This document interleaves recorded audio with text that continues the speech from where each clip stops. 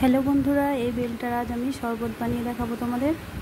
সেই জন্য বেলটাকে আগে ফাটিয়ে নিতে হবে।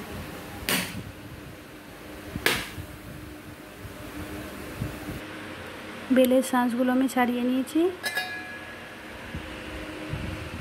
এই মিক্সিং জারে আমি দিয়ে দেবো।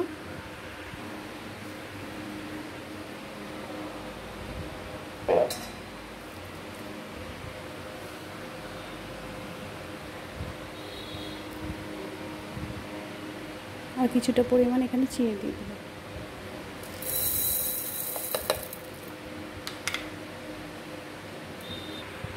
দেখো বন্ধুরা, এটা আমার পেছানো হয়ে গেছে।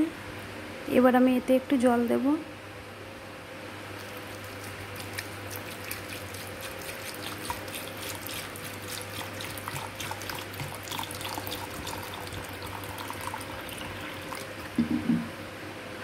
ভালো করে গুলে নেব।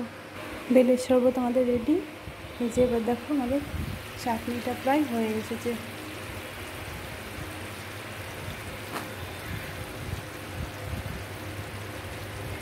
দারুণ সুন্দর কালার হয়েছে চাটনিটার।